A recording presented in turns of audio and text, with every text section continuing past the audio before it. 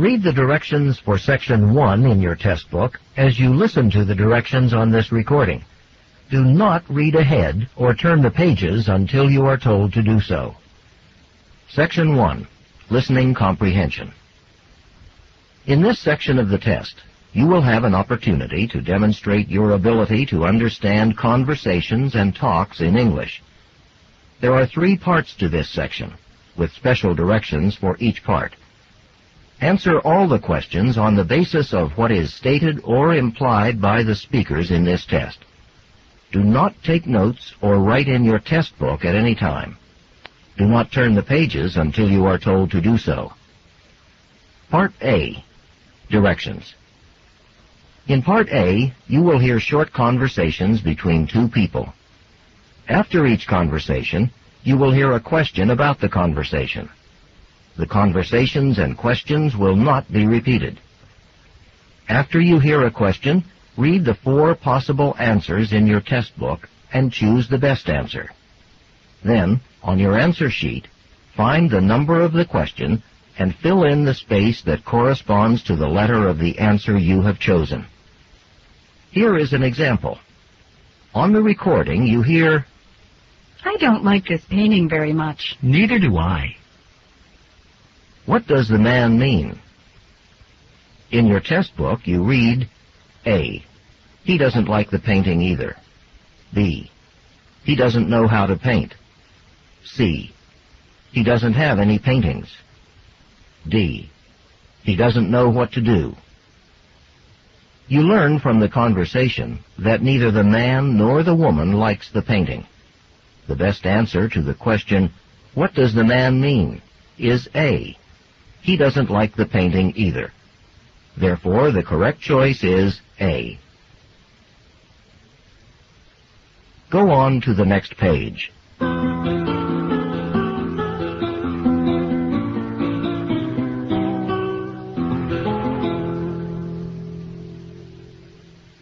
Now we will begin Part A with the first conversation. Number 1. "I can't seem to find my calculator. Did I lend it to you by any chance?" No, but you're welcome to mine if you need it, as long as I get it back by Thursday.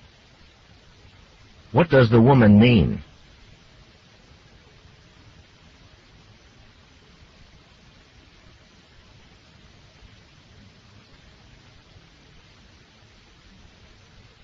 Number 2. "Wow, I've already taken one of those pills for my headache, but it's still bothering me." Well, why not take another? The recommended dose. What does the woman suggest the man do?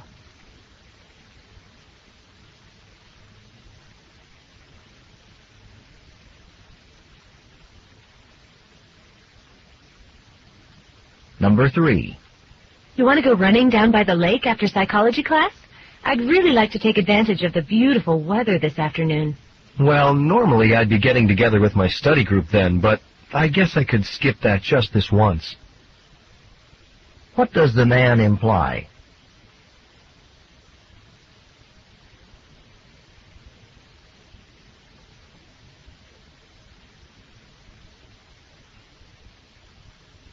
Number 4. Great haircut, James. You go to a new barber shop or something? "Oh, thanks. No, it was the same place, just another guy." What does the man mean?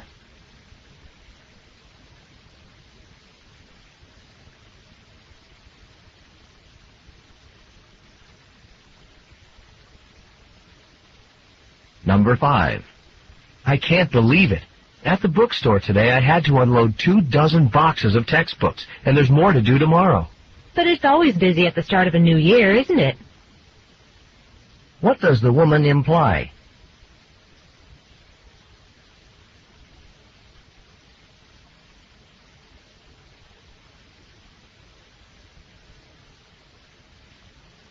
Number 6. Oh, man, I feel awful. I think I'm coming down with that flu everybody's been laid up with. Do you have it too? "No. I mean, I probably look terrible because I stayed up all last night studying, but I should be fine after some sleep." What does the man mean?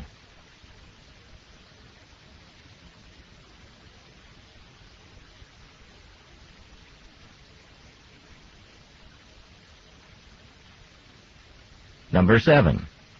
Excuse me, can you tell me which bus to take to get to the art museum? Well, that'd be the number 42, but I wouldn't think you'd want to go there today. They're closed on Mondays. What does the woman mean?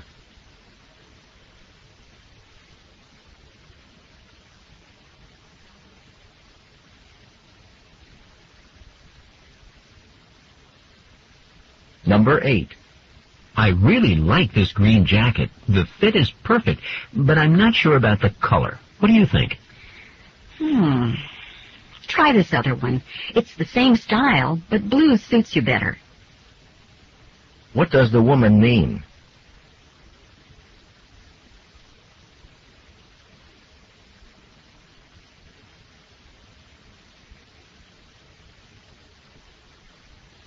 Number 9.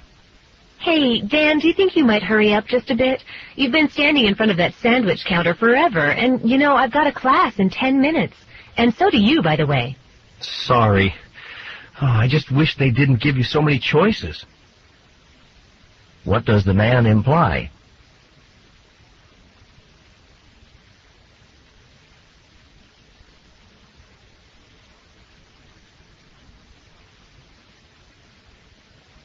Number 10.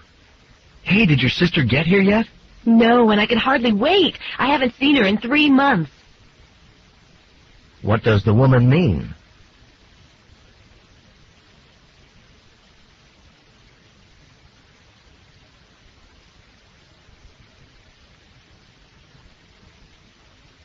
Number 11. This looks like the way to Susan's house, but I don't know.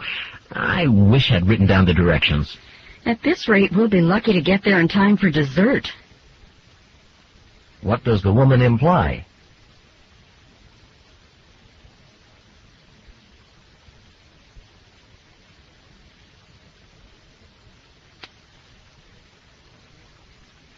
Number 12. So, did you pick up that orange juice for me like you said you would? I meant to, but I was short on cash. I'll be going back later, though, after I stop by the bank, if you can wait that long. What does the man imply he will do?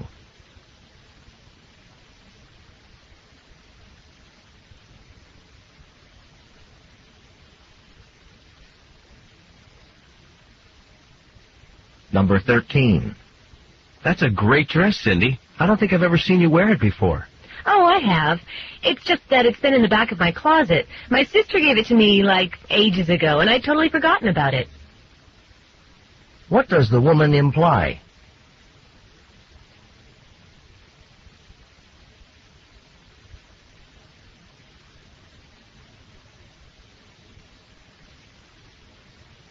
Number 14. Just look at this apartment, Karen. What a mess. Your stuff is all over. How does your roommate put up with it? I know. I haven't been doing my share this week, but I have 3 reports due on Friday, and I haven't even started one of them. What can be inferred about Karen?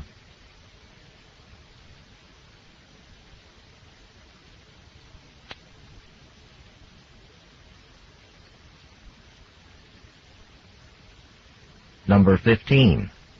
I wish we had better stuff to read for our literature class.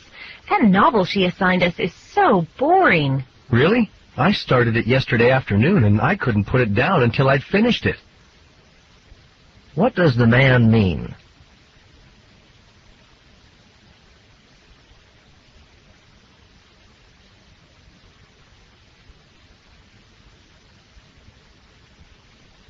Number 16. Wow, you seem to be in a really good mood today. What's the secret? Dunno. I guess some mornings you wake up feeling great, and some mornings you don't. What does the man mean?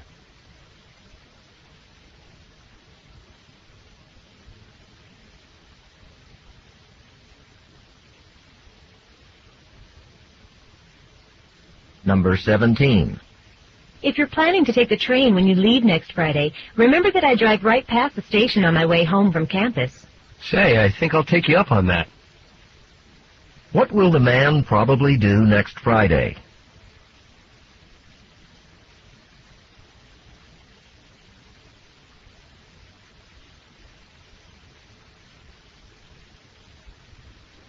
Number 18. I need to ask John about the chemistry assignment for tomorrow, but his phone's been busy for the last hour and a half. Who could he be talking to for so long? It may not be him, you know. It could be one of his housemates. Why don't you just head on over there if it's that important? What does the woman suggest the man do?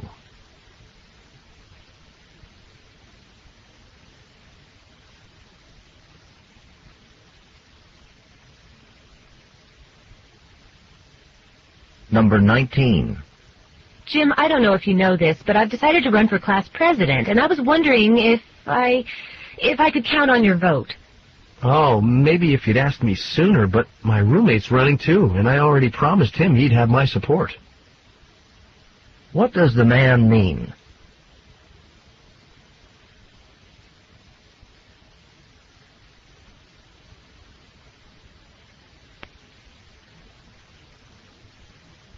Number 20.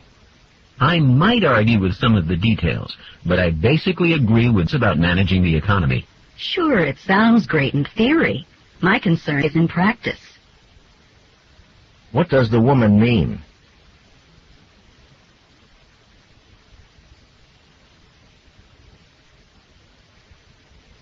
Go on to the next page.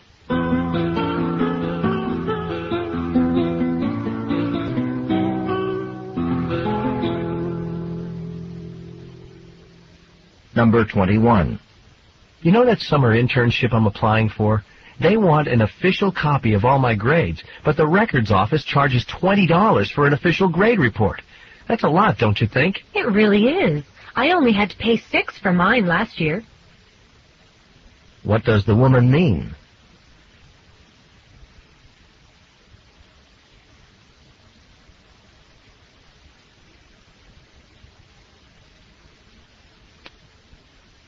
Number 22.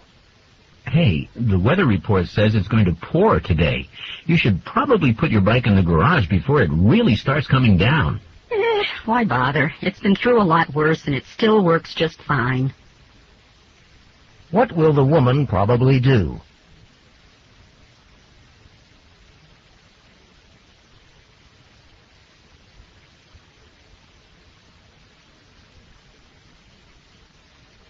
Number 23.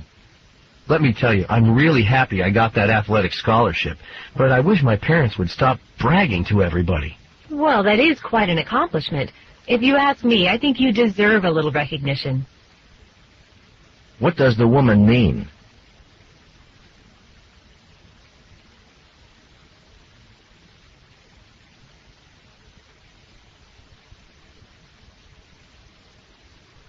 Number 24. Can you believe it? A 20-page term paper and a final exam. What does Professor Johnson think? That we don't have any classes but his? Wait a second. I'm sure he said it was either one or the other. What does the man imply?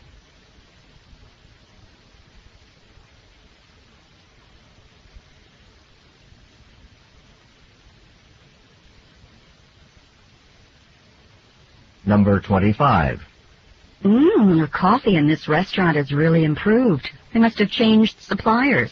Really? You can taste the difference? What does the man mean?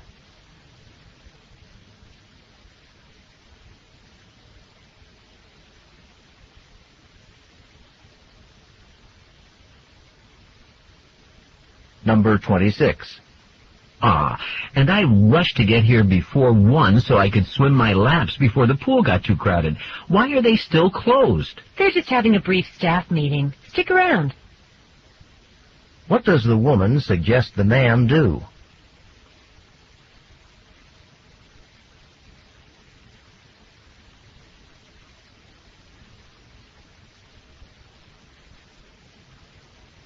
Number 27. I know that you don't really like live theater, but I have an extra ticket for the play at the community theater on Friday night. You wouldn't be interested, would you? Well, you know, I could use a change. I mean, I can't go to the movies every weekend. What does the man imply?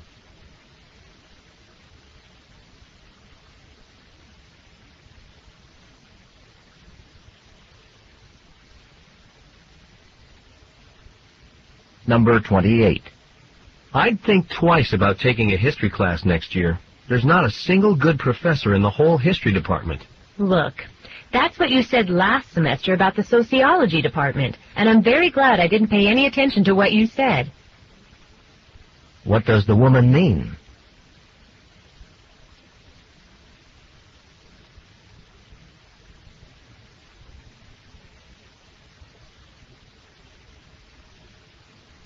Number 29. My boss says the company will pay for any college courses I take toward an advanced degree.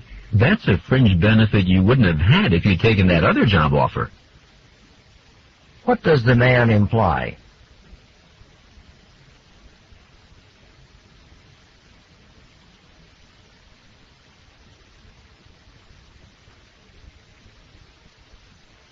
Number 30. Gee, it sure is hard to wake up in time for that 8 o'clock chemistry class. I never should have signed up for something so early in the morning. Well, maybe next time you'll listen to me. What does the woman imply?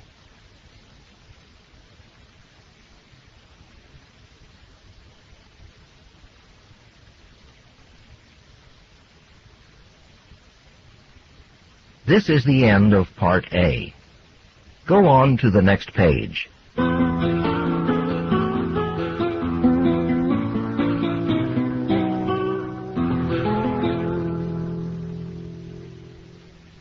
Now read along as the directions for Part B are being read.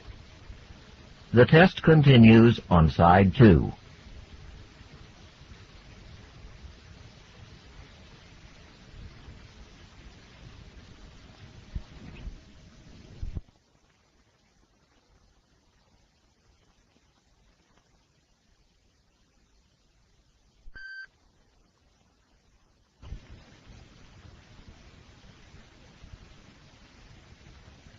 Part B. Directions. In this part of the test, you will hear longer conversations. Each conversation, you will hear several questions. The conversations and questions will not be repeated. After you hear a question, read the 4 possible answers in your test book and choose the best answer. Then, on your answer sheet, find the number of the question and fill in the space that corresponds to the letter of the answer you have chosen. Remember, you are not allowed to take notes or write in your test book. Go on to the next page.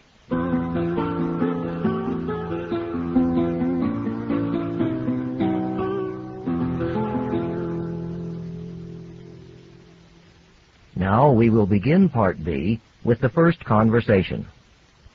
Questions 31 through 35. Listen to a conversation between a student and a library assistant. I'm sorry, but I can't let you check out these books. What do you mean? Well, the computer shows that you've got an overdue book, How to Sell Your Own Artwork, out since last June, and your circulation privileges are revoked until you return it. But that's impossible. I only started going to this school last month, and I'm a business major, not an artist. This is pretty strange. Let me look up the records. Okay, you're Robert Smith? Yeah? You live at 1423 West Canal Street? Huh? No, I'm living on campus in the new quadrangle. You did say you were Robert Smith, right? Yeah, well, my full name is Robert James Smith, but I usually go by Bob. Let me check one more thing on the computer. Aha, I see now. There's another Robert Smith in the class ahead of yours, a Robert L. Smith. And it looks like he's the one who got that overdue book checked out. Another Bob Smith? No kidding. So I guess you two've never met. No, but I think I should probably try. I could at least warn him about what just happened. Good idea. Now, I'll let you check out these books today, but I suggest you start using your middle name or middle initial to avoid any problems like this in the future. Number 31. Why is the man talking to the woman?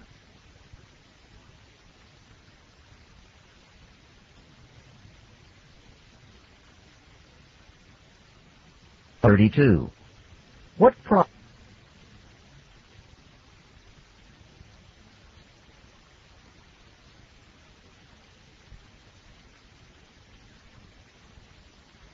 Number 33. Why does the man mention that he is a new student at the school?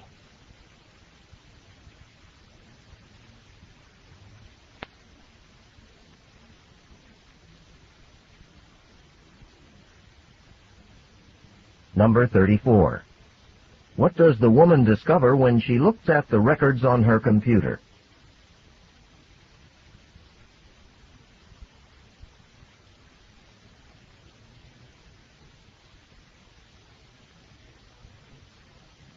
Number 35.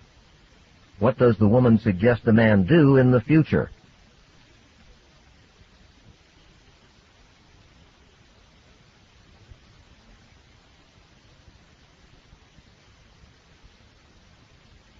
Questions 36 through 39. Listen to part of a discussion between two students who are in the same History of Architecture class. So what did you think about that ancient Egyptian temple the professor talked about in class today? The temple at Karnak? Uh-huh. Oh, pretty amazing. So grand and magnificent with all those cleverly thought-out features. Well, sure. After all, the temple was built to honor the ruler, and those ancient Egyptian rulers were viewed as gods after their deaths. Oh, I know. But like that whole avenue of rams leading up to the temple, I mean, that roadway with all of those statues of sacrificial animals along both sides, all that seems perfectly designed for the grand religious processions they often had there. And that huge stone over the entrance to the temple, the way it was cut away. Yeah, that was clever. How they just cut away part of that stone so the priests in those big processions could pass through the entrance underneath, even with all the tall banners they'd be carrying in and out of the temple. Right. And how about the inside of the temple, in that great hall? You mean the columns? Yeah. Those columns really were amazing. I mean, like how many were there? Over 100? And each one with images of gods and kings cut into its surface to tell stories of their great deeds.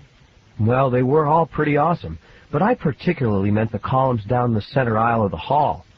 The ones that were so much taller than all the others, so that they raised the center roof a lot higher than the roofs on either side. Oh, yeah, those. What a brilliant solution for letting natural light down into the middle of the Great Hall. Man, some of those architects back then must have been really creative. Number 36. What aspect of the temple at Karnak do the speakers mainly discuss?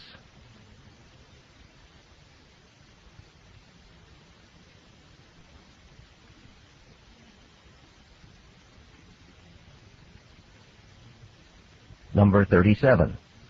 According to the discussion, what was the avenue of rams often used for?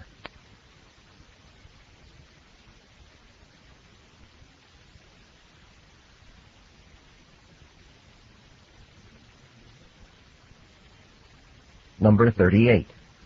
Why is part of the stone over the entrance to the temple missing?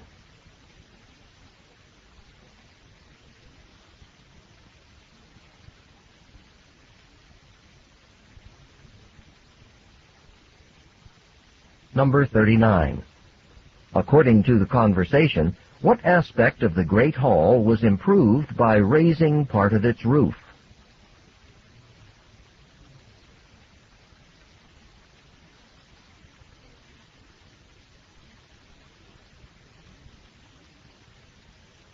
This is the end of Part B. Go on to the next page.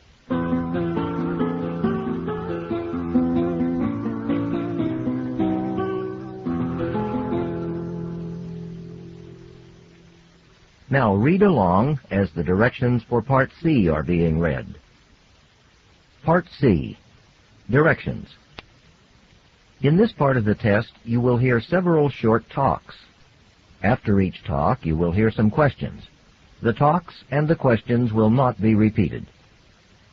After you hear a question, read the 4 possible answers in your test book and choose the best answer. Then, on your answer sheet, find the number of the question and fill in the space that corresponds to the letter of the answer you have chosen. Here is an example. On the recording you hear, "Listen to an instructor talk to his class about a television program." I'd like to tell you about an interesting TV program that'll be shown this coming Thursday. It'll be on from 9 to 10 p.m. on Channel 4. It's part of a series called Mysteries of Human Biology. The subject of the program is the human brain, how it functions and how it can malfunction. Topics that will be covered are dreams, memory, and depression. These topics are illustrated with outstanding computer animation that makes the explanations easy to follow. Make an effort to see this show. Since we've been studying the nervous system in class, I know you'll find it very helpful. Now listen to a sample question. What is the main purpose of the program? In your test book, you read A. To demonstrate the latest use of computer graphics. B. To discuss the possibility of an economic depression. C. To explain the workings of the brain. D. To dramatize a famous mystery story.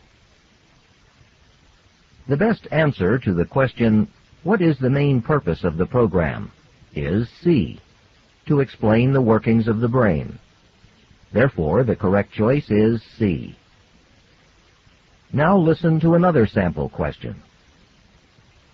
Why does the speaker recommend watching the program? In your test book, you read A. It is required of all science majors. B. It will never be shown again. C. It can help viewers improve their memory skills. D. It will help with coursework. The best answer to the question, why does the speaker recommend watching the program, is D. It will help with coursework. Therefore, the correct choice is D. Remember, you are not allowed to take notes or write in your test book. Go on to the next page.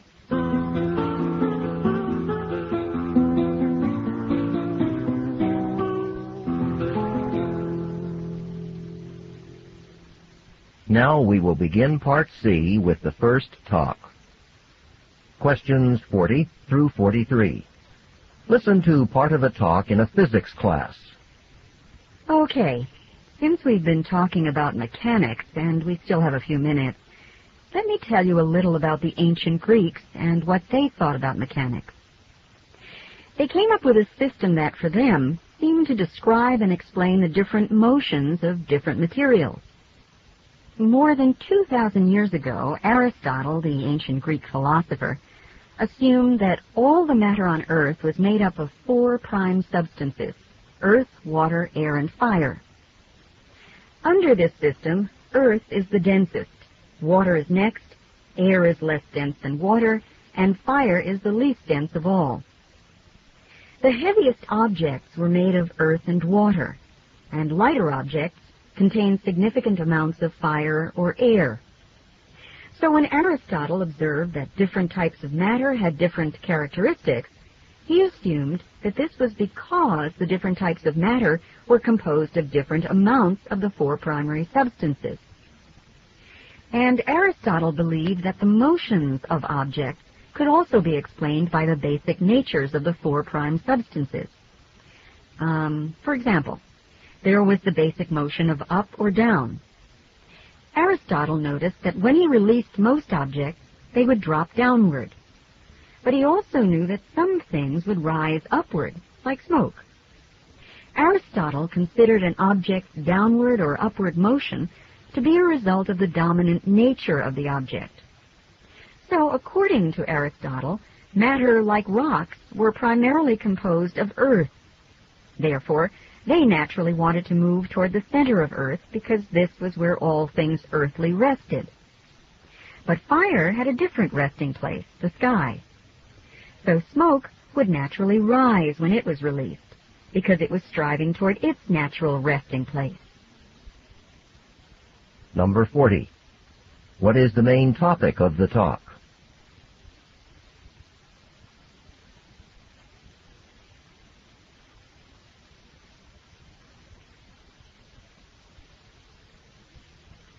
Number 41.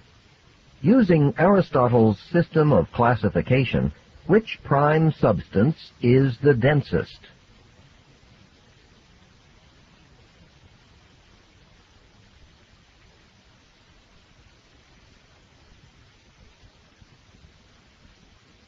Number 42. According to the speaker, what types of motion does Aristotle's theory try to explain?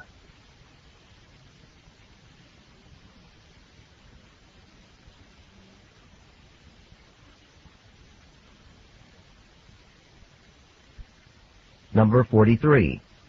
According to Aristotle's theory, why does smoke rise?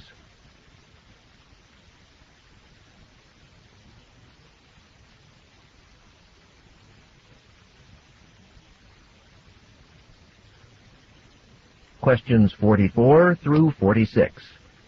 Listen to an announcement given in a university biology class. Hi, I'm Jim Black. Before you get started with class today, Dr. Webster has given me a few minutes to talk to you about the biology department's ongoing Turtle Watch project down at South Beach. As many of you probably know, South Beach is an important nesting site for the green turtle, a type of endangered sea turtle. In the next few days, turtles from several nesting sites we've identified along the beach will hatch and head for the water. The problem is that a lot of these hatchlings will never make it. Raccoons and hungry birds will get many of them before they reach the surf. So we have a 24-hour watch going on now so that volunteers will be on hand to protect the turtles after they hatch. Oh, and we also need someone to notify the owners of beachfront homes to leave their yard lights off for the next couple of weeks. The baby turtles are attracted to artificial lights, such as porch lights and headlights. In fact, some of them end up on the beach highway and are killed by passing cars. So we're trying to minimize lights on the landward side of the beach. Now, if you're interested, please stop by my office in the biology department and sign up.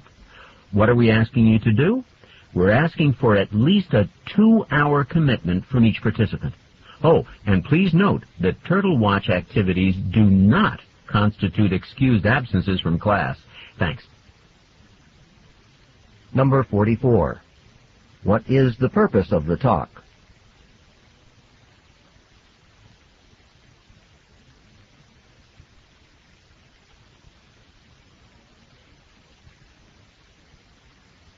Number 45. Why should homeowners turn their lights off?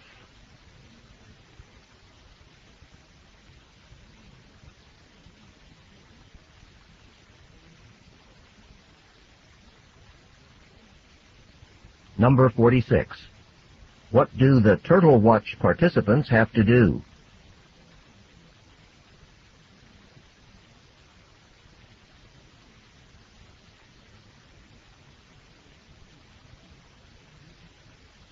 Questions 47 through 50. Listen to part of a talk in a United States history class. While we're on the topic of things that technology has made obsolete, I'd like to spend a few minutes on the ice industry, one of the major industries in the United States in the 1800s. Now, before refrigerators came into common use, people in rural areas often had a well or a spring house to keep perishable foods fresh. We're all too young to have used one, but a spring house was a small building that people would build over a spring. Farm families back then would rely on cold water from the spring to help keep dairy products or meat cool, boxes instead. And they'd buy blocks of ice to put in these ice boxes. And then they'd pack all their milk or meat inside to keep it fresh. So, until refrigerators made it obsolete, the ice industry supplied city dwellers with these blocks of ice. Now, by 1800, people had learned how to harvest blocks of ice from lakes and cover this ice with hay and storages. These ice houses were enormous, among the largest structures anywhere in the country at that time. Ice houses were so important that they often had railroad tracks going right up next to them. In addition to being transported by train, ice was delivered by ship, all along the East Coast, or further inland by canal boat.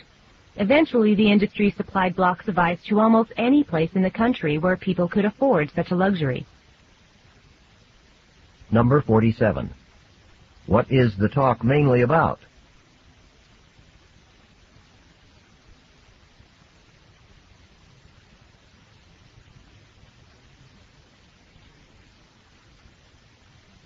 Number 48. According to the speaker, what made the ice industry obsolete?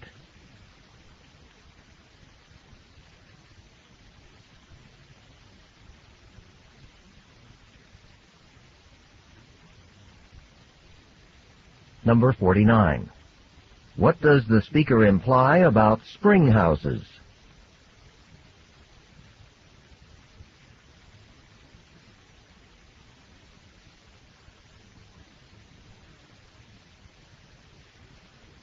Number 50. What was the purpose of an icebox?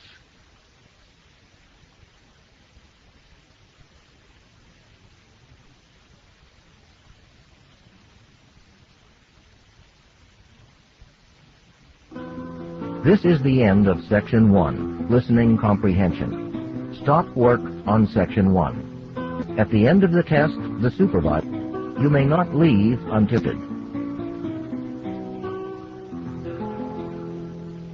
end of recording.